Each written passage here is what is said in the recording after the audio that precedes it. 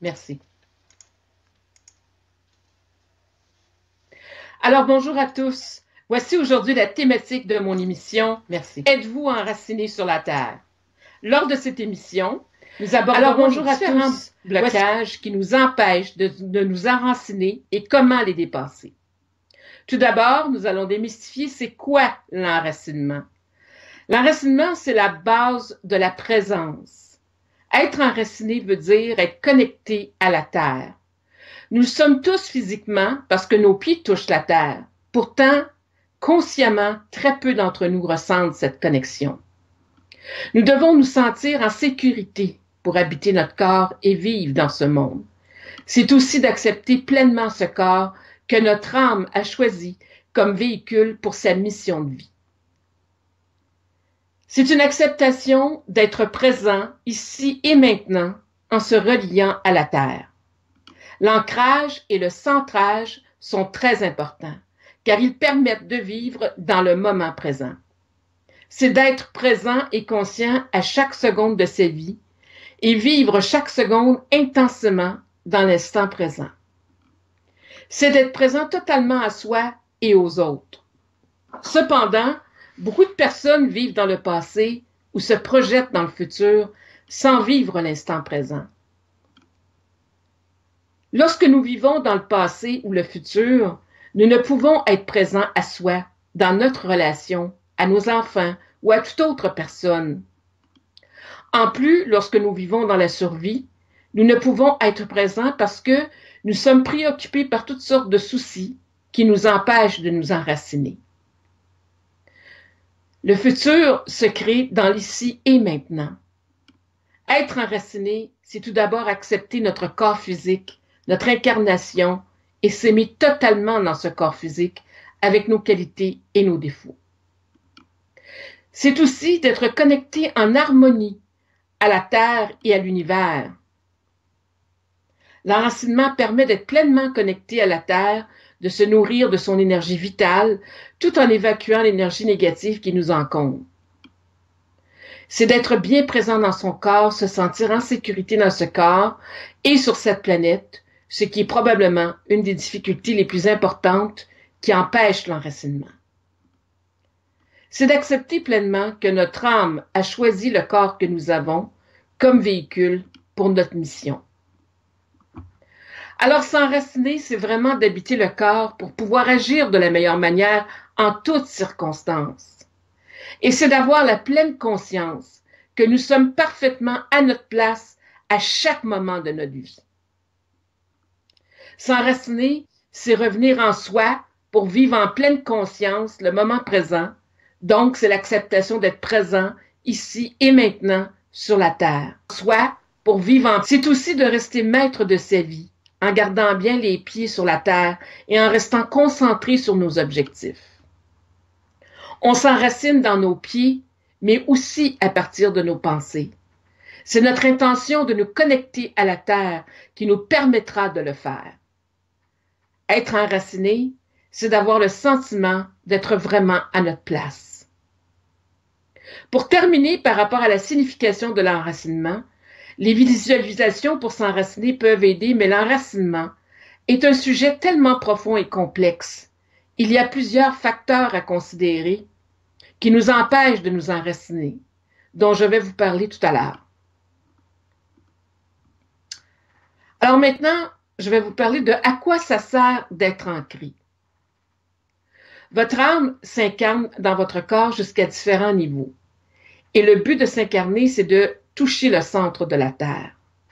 Plus on s'incarne sur la Terre, plus on augmente notre pouvoir thérapeutique et notre pouvoir d'auto-guérison. Plus on peut manifester tout ce que l'on désire.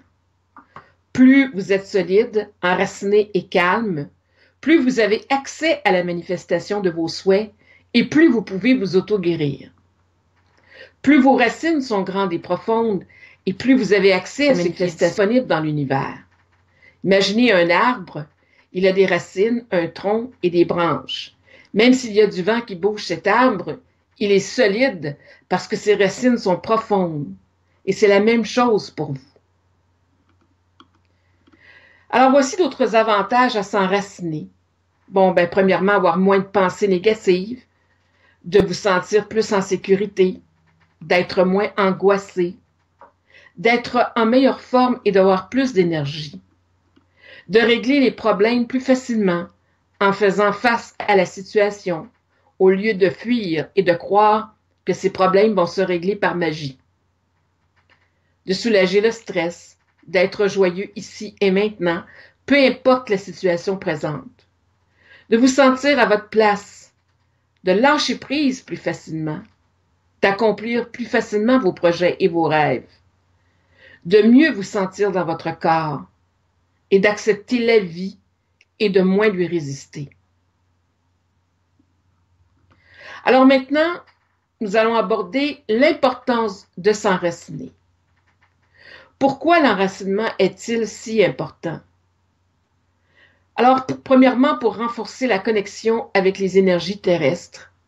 Et aussi, ça nous permet d'augmenter notre taux vibratoire pour équilibrer et harmoniser l'alignement aussi de nos chakras.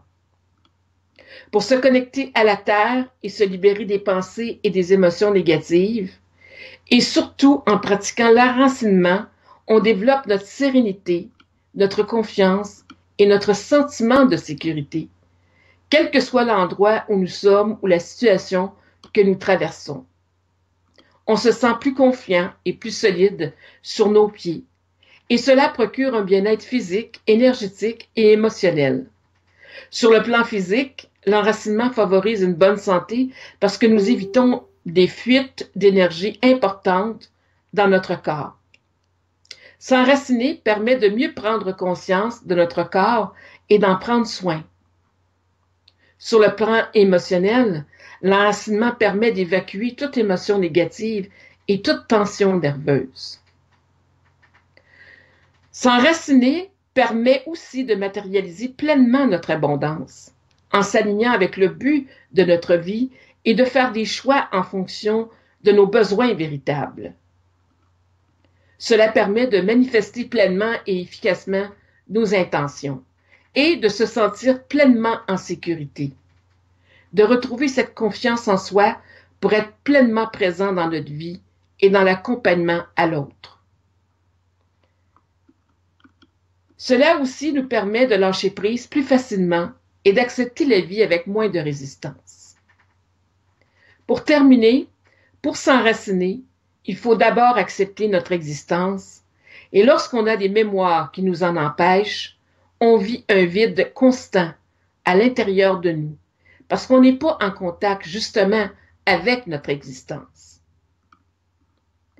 Voici maintenant des indices du manque d'enracinement dans la vie quotidienne. Quand on a la sensation de planer, d'être dans la lune, d'être déconnecté de tout. Quand on est perdu dans nos pensées, que l'on se sent éparpillé, dispersé et confus. Quand on manque totalement de concentration et de discernement. Quand on a du mal à se prendre en main parce que nous nous sentons démotivés. Quand on ne se trouve pas de sens à sa vie et à sa raison d'être. Quand on a de la difficulté à réaliser notre mission de vie sur la Terre. Quand on se coupe de notre abondance. Quand on n'est pas présent dans notre corps, à tout ce qui se passe dans notre vie et à une qualité de relation avec les autres. Quand on est limité parce qu'on ne prend pas notre expansion. Quand on ne ressent pas nos émotions ou notre corps et qu'on a peur de vivre, qu'on ne vit pas de joie et qu'on est toujours en survie. On veut quitter la Terre. On ne se sent pas en sécurité. On se limite et on croit au manque. On fuit, on se bat ou on se résigne. On performe à outrance, on mange pour ne pas ressentir nos émotions et on est souvent en colère. Quand on utilise toutes sortes de substituts et de compensations, en plus, pour ne pas ressentir et vivre nos émotions. Alors, tous ces indices que je viens de vous énumérer peuvent nous empêcher de nous enraciner parce qu'on ne se sent pas bien dans notre corps.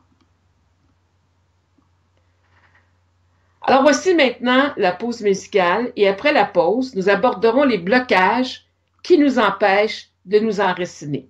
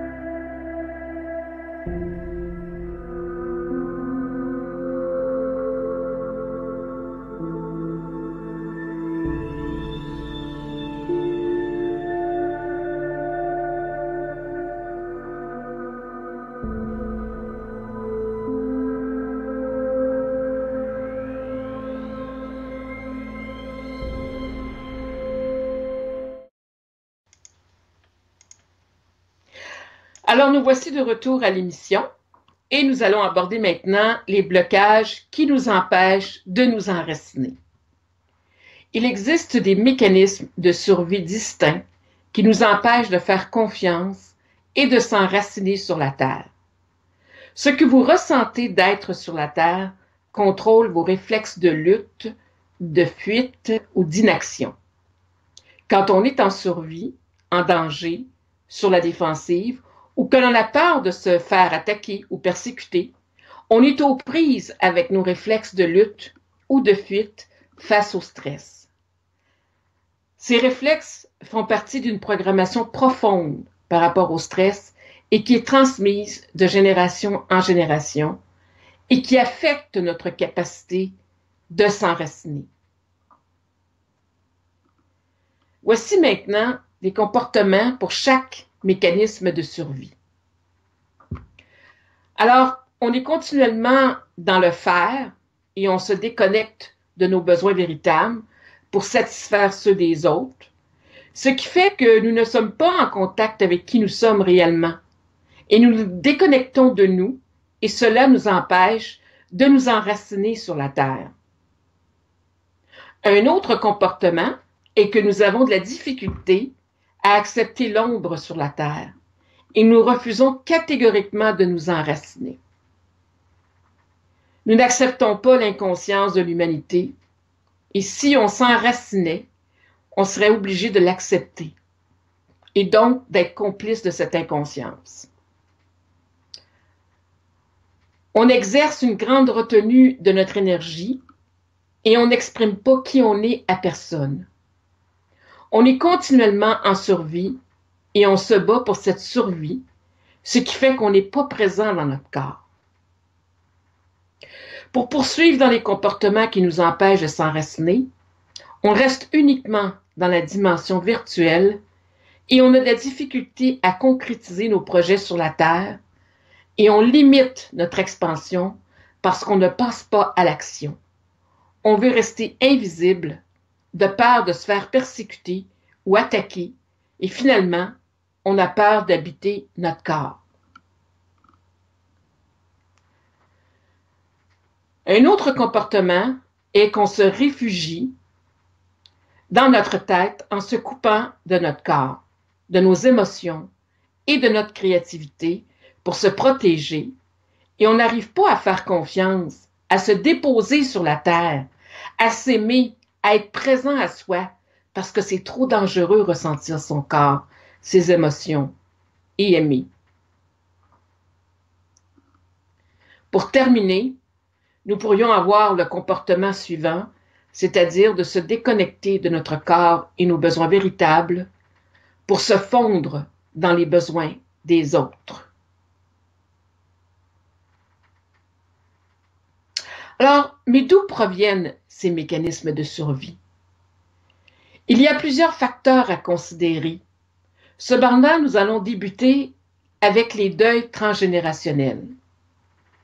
Lorsque nous nous enracinons, nous pouvons ressentir la force de nos ancêtres en libérant les mémoires familiales. Et les mémoires familiales peuvent nous empêcher de nous enraciner parce qu'on se sent comme une âme errante sur la terre. Souvent, cela est dû à un décès survenu avant même notre conception et quelquefois appartenant à l'histoire familiale lointaine. Nous pouvons être porteurs d'une mémoire familiale centrée autour d'un deuil impossible à faire au moment d'un drame, comme par exemple le décès d'un jeune enfant ou d'un jeune adulte, et qui nous empêche de vivre notre destin parce que nous sommes porteurs de cette mémoire familiale. La personne va avoir l'impression qu'elle ne peut pas vivre sa vie parce que ce deuil familial transgénérationnel qui est bloqué peut rester très longtemps et même se transmettre plus tard à un descendant.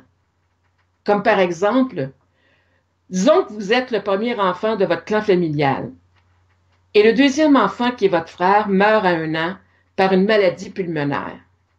Les parents sont en deuil pendant un certain temps et vous avez l'impression qu'ils ne vous voient plus. Vous êtes convaincu que vos parents ne vous aiment plus. Et vous devenez inconsciemment l'enfant de remplacement de votre frère en croyant que vos parents vont vous voir et vous aimer et toute votre vie, vous n'êtes pas enraciné puisque vous êtes devenu l'enfant de remplacement de votre frère. Alors vous vous déconnectez de votre propre identité pour prendre la place de votre petit frère en espérant que vous allez être vu par vos parents. Pour s'enraciner, cet enfant un jour va devoir reprendre sa vraie place et sa vraie identité et guérir la blessure de l'attente de l'amour de ses parents qui étaient en deuil. Les répercussions de cette situation sont que vous n'êtes plus en contact avec vos besoins véritables, puisque vous remplacez votre frère qui est décédé.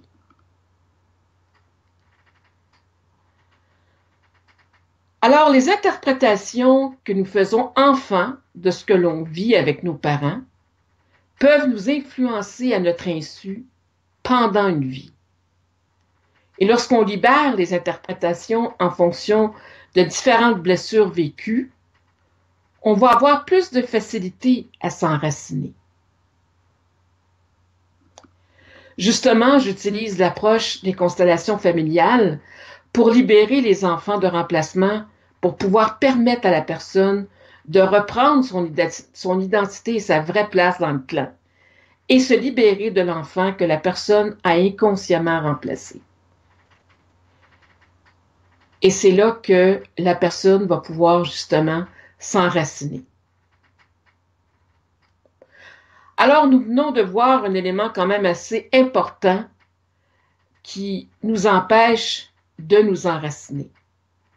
Un autre élément est la naissance. Si vous avez vécu une naissance difficile, forceps, cordon autour du cou, votre jumeau est mort, césarienne, incubateur et autres, il se pourrait que l'impact de ces mémoires vous empêche de vous enraciner, parce que vous allez ressentir un mal de l'âme, de vous enraciner sur la terre. Si en plus votre mère ou vos parents ont vécu des situations difficiles lors de votre gestation pendant les 9 mois, alors cela vient amplifier votre peur ou votre refus de vous enraciner sur la terre parce que vous ne vous sentez pas en sécurité. Pour se protéger, la personne peut choisir de rester hors de son corps et de ne pas l'habiter complètement. Alors un système de défense énergétique se met en place pour éviter de ressentir à nouveau le rejet, la peur, l'angoisse ou la douleur, et la personne va avoir de la difficulté à s'enraciner sur la terre. Un autre facteur important est l'anesthésie que votre mère a reçue lors de l'accouchement, qui fait que vous avez de la difficulté à habiter votre corps parce que vous-même, vous avez reçu cette anesthésie. Et votre corps garde la mémoire de cette anesthésie. Donc, vous avez de la difficulté à vous enraciner sur la terre et habiter votre corps. Et voici les divers symptômes que vous pouvez vivre dus à l'anesthésie. Perte de mémoire et période d'inconscience dans les relations et au travail. Difficulté à être présent dans le corps. Le mal de vivre dans son corps. Diverses dépendances. Et vous pouvez ressentir l'impuissance et rester figé longtemps dans une même situation avant d'agir. Lorsque nous libérons la mémoire de l'anesthésie dans le corps par l'approche de la technique de la renaissance, communément appelée le rebirth, vous allez dénouer les circuits bloqués et la circulation va se refaire normalement. Vous pourrez être plus conscient et présent dans votre corps une fois l'anesthésie libérée.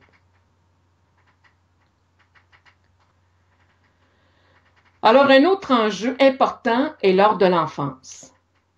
Le traumatisme peut aussi avoir comme origine, lors de la petite enfance, comme des souvenirs douloureux liés au danger physique, comme le décès d'un parent proche ou d'un membre de la fratrie, ou un accident grave auquel l'enfant a assisté, une situation de danger ou de violence. L'enfant qui a vécu l'abandon aura tendance à développer une forte dépendance aux autres et n'aura pas confiance en lui. Il n'aura pas le respect de ses besoins et le sentiment de soutien à tout moment par lui-même et par la vie. Il va avoir la difficulté plus tard à s'enraciner. Et lorsqu'on a vécu de la trahison, on manque de confiance envers les autres et dans la vie en général, ce qui empêche de s'enraciner. Un autre facteur important lors de l'enfance est l'inceste ou un viol qui peut faire que l'enfant va se déconnecter de son corps pour survivre. Donc, il ne peut pas s'enraciner tant que ses mémoires ne sont pas libérées. Parce que son mécanisme de survie a été de fuir, de se déconnecter de son corps. Donc, il ne peut pas se sentir en sécurité dans son corps et il ne peut pas s'enraciner sur la terre tant que ses mémoires ne sont pas libérées. Une autre situation pourrait être que l'enfant s'identifie à la colère et ne sait plus qui il est. Et cela devient son mécanisme de survie. Donc, il se déconnecte de ses besoins véritables et de son corps, ses émotions, pour se réfugier dans son mental. Et il ne veut pas, à ce moment-là, ressentir son émotion. Alors, voici maintenant de nouveau la pause musicale. Et après la pause, nous aborderons les blocages qui nous empêchent de nous enraciner.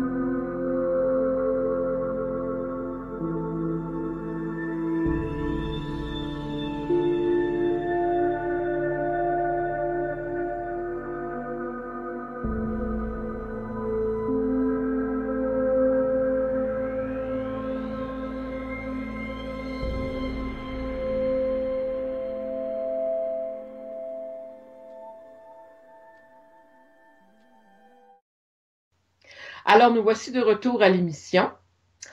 Et maintenant, nous allons poursuivre avec les blocages qui nous empêchent de nous enraciner. Alors, un autre blocage pourrait être les mémoires de vie antérieures. Dans notre premier et deuxième chakra, 95% des mémoires de d'autres vies antérieures y sont logées, comme des mémoires de guerre, d'abus, de violence, de peur et de blessures importantes.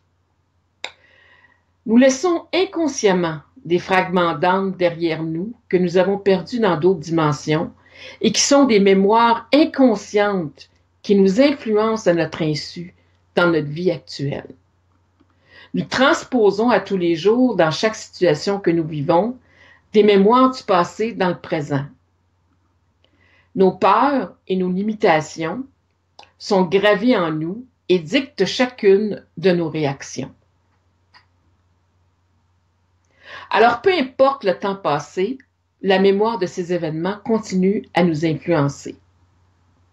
Toutes ces mémoires et ces conditionnements nous empêchent également de nous enraciner. Lorsque nous vivons une situation avec des émotions intenses qui nous dépassent et qui nous obsèdent, c'est que nous vivons à la fois la mémoire d'une autre époque et à la fois la situation présente dans cette vie actuelle. Et lorsque nous libérons ces mémoires, nous ne ressentons plus la charge émotionnelle de la vie passée face à la personne ou à la situation que nous vivons. Et cela nous permet d'agir avec conscience, objectivité et maîtrise, au lieu de réagir de la même façon à partir de ces mémoires. Alors évidemment, si vous avez eu des mémoires de d'autres vies où vous avez combattu le système ou que vous êtes mort pour plein d'autres raisons, bien, dans cette vie ici, vous pourriez avoir des difficultés justement à vous enraciner de peur de vous faire persécuter encore ou que le système va contre vous à ce moment-là. Donc, en conclusion, nous avons de moins en moins peur et de résistance à nous enraciner au fur et à mesure qu'on libère nos mémoires majeures. Un autre élément important que je ne veux pas négliger, c'est les mémoires de vie sur une autre planète. Alors, il y a des personnes qui ont des mémoires du fait qu'ils viennent d'une autre planète. Et une planète plus ou moins éloignée de la Terre, ou d'une dimension très spirituelle et très subtile, ou d'un séjour qui a duré longtemps sur les plans plus subtils, en comparaison à la majorité des êtres de la planète qui se réincarnent rapidement. Alors ils font de brefs séjours sur les plans plus subtils et le font depuis plusieurs incarnations sur cette même planète à laquelle ils se sont habitués. Ils en sont même souvent venus à penser que c'est seulement cette planète qui existe et cette dimension de vie dans l'univers. Donc, ils ont de la difficulté à s'enraciner sur la Terre parce qu'ils ont des mémoires profondes qu'ils viennent d'ailleurs et qu'ils ne comprennent pas les personnes sur la Terre.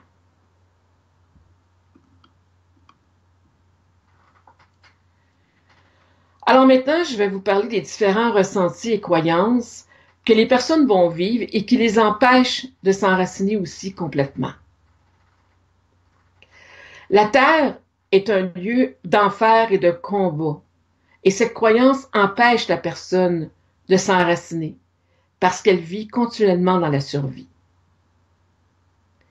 Une autre croyance pourrait être « je déteste la Terre ». Cette croyance empêche la personne aussi de s'enraciner parce qu'elle a des mémoires de vie antérieures dans lesquelles elle a vécu des conflits avec le système. Il y aurait aussi la croyance suivante, la Terre est un lieu de corruption, de folie et d'abus. Cette croyance empêche également la personne de s'enraciner parce que la personne ne se sent pas en sécurité sur la Terre. Une autre croyance profonde pourrait être « je viens d'une autre planète et je ne comprends pas les personnes sur la Terre ». Cette croyance est profonde et empêche la personne de s'enraciner sur cette planète Terre. Et la personne doit se détacher de l'autre planète d'où elle vient pour pouvoir accepter de s'enraciner ici, sur cette planète.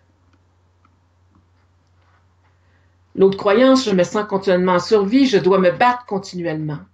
Cette croyance peut découler de mémoires générationnelles au niveau familial. Nous avons des mémoires de nos lignées qui ont survécu et qui se sont battues pour leur survie. C'est difficile de s'enraciner lorsqu'il y a des mémoires de survie, parce que nous nous sentons en danger sur la Terre. Une autre croyance, je me sens persécuté par le système. C'est une croyance qui provient de vies antérieures dans lesquelles nous avons été persécutés par le système et les autorités, et cette mémoire nous empêche de nous enraciner parce que nous devons nous cacher et ne pas se faire détecter au grand jour. Je veux m'en aller ailleurs.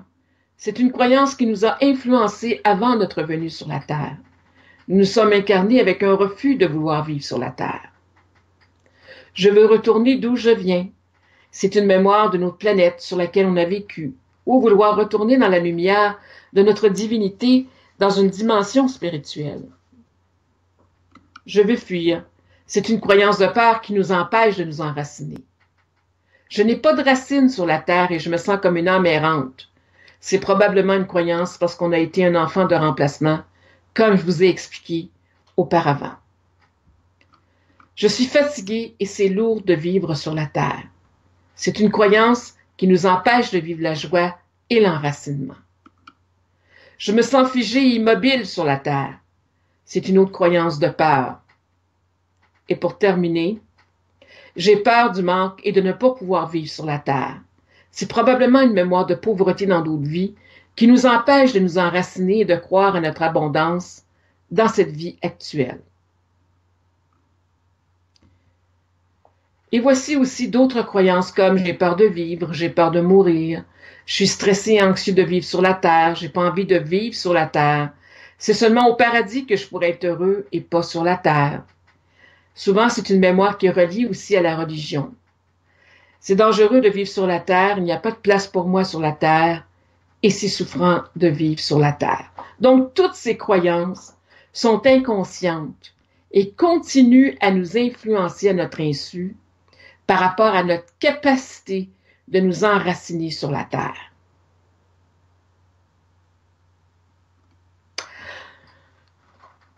Alors maintenant, nous allons aborder le sujet comment faire justement pour s'enraciner. En premier lieu, il faut identifier quelles sont les mémoires, les blessures, les croyances qui nous empêchent de nous enraciner pour pouvoir s'en libérer, comme je vous ai mentionné auparavant. Et au fur et à mesure qu'on se libère de nos mémoires, on habite de plus en plus le corps et on arrive à s'enraciner davantage. Les éléments suivants peuvent également nous aider à s'enraciner. Vous pouvez vous imaginer des racines descendre de votre centre d'énergie, situé à la base du coccyx le long de vos jambes, et sortir du dessous de vos pieds pour s'enfoncer dans la terre, telles les racines d'un arbre. Vous pouvez aussi faire des activités sportives, faire des activités de méditation pour vous détendre, et toutes les activités corporelles et artistiques comme la musique, le yoga, la danse, le tai chi. Toute activité qui prend soin du corps comme les massages, la relaxation, les étirements, l'alimentation saine. Le contact avec la nature, comme une promenade en forêt, à la campagne, en montagne, le jardinage, se baigner. Toute activité où le corps et la nature sont impliqués favorise l'enracinement. Nous pouvons honorer la terre en la bénissant, en la respectant et en lui offrant notre intention de guérison pour elle qui nous nourrit. Chaque geste d'amour envers notre corps est un geste d'enracinement. Prendre conscience au quotidien que notre corps, c'est notre véhicule et d'en prendre soin. Ressentir aussi nos émotions consciemment au quotidien, sans les nier, est un autre geste puissant d'enracinement. Être présent et à l'écoute à ce que l'on vit à chaque instant de notre vie nous enracine davantage. Ne pas avoir peur d'habiter notre corps est un autre geste important d'enracinement. S'ouvrir à l'amour et à la compassion et se connecter avec notre soi divin nous permet de nous enraciner davantage. Être à l'écoute de nos besoins véritables et pouvoir les exprimer, s'arrêter et prendre le temps aussi de dialoguer avec notre corps. Calmer notre mental et descendre au fond de nous. Se permettre de rire, de s'amuser, de s'aimer. Ce sont tous des gestes d'enracinement. C'est difficile de se sentir stable car nous perdons parfois nos racines, nos fondations. Et c'est aussi sortir de ses pensées et prendre conscience de son corps dans son intégralité. S'enraciner, ça veut dire se recentrer à chaque fois que ça brasse autour de nous, en prenant le temps d'évacuer tout ce qui pourrait nous perturber au fur et à mesure, à travers notre connexion privilégiée à la Terre. C'est donc important dans ces moments de se créer un rituel dédié à l'intériorisation au quotidien, comme un arrêt dans le temps qui nous permettra de revenir à nous. L'important, c'est de sentir que l'énergie d'amour, de lumière et de guérison pénètre dans tout notre corps et s'ancre solidement dans toutes nos cellules, pour ensuite s'enraciner jusque dans les profondeurs de la Terre. Ainsi, nous faisons un avec la planète tout entière, favorisant la circulation de l'énergie purificatrice et incarnant concrètement les vibrations auxquelles nous aspirons tous. Alors, pour terminer, voici comment on peut se connecter à la Terre par un petit rituel quotidien. Vous imaginez que des racines sortent de vos pieds et commencent à s'enfoncer dans le sol de plus en plus profondément, et qu'elles sont de plus en plus grosses. Vous connectez avec l'énergie de la Terre qui remonte en vous. Cette énergie arrive de la Terre, passe par vos racines, jusqu'à vos pieds et remonte en vous. Vos racines s'étendent encore plus loin et encore plus profondément vers le centre de la Terre comme un arbre. Et ces racines commencent à englober maintenant votre ville, votre région et votre pays. Vos racines englobent maintenant la Terre tout entière et vont jusqu'à son noyau. Et vous êtes maintenant parfaitement relié avec la Terre. La puissante énergie du noyau de la Terre remonte jusqu'à vos pieds, puis jusqu'à votre cœur, et vous traverse tout entier. Cela vous nourrit et vous donne de la confiance, de la puissance et de la plénitude. Vous vous sentez maintenant profondément relié avec la Terre et en totale sécurité. Alors, nous sommes à la fin de cette émission et ce fut un plaisir pour moi d'avoir pu partager avec vous ces informations au niveau de l'enracinement, qui est une thématique extrêmement importante et profonde. Lors de ma prochaine émission, nous aborderons la thématique suivante. Connaissez-vous la différence entre un besoin de survie et un besoin véritable? Ne manquez pas cette prochaine émission pour comprendre la différence et l'importance de nos besoins et l'impact de ceux-ci dans tous les aspects de notre vie. À titre d'information, mon prochain groupe pour les ateliers de la démarche des 7 paliers de conscience va débuter fin mars. Il reste de la place pour des inscriptions si vous êtes intéressé. Vous pouvez aller voir sur mon site lumièredeliberté.com pour de plus amples informations. Vous pouvez également consulter les témoignages sur mon site web de tous ceux qui ont suivi cette démarche et qui se sont transformés. Toutes mes coordonnées sont sur mon site lumièredeliberté.com. Je vous remercie de votre écoute et rendez-vous à la prochaine émission la semaine prochaine.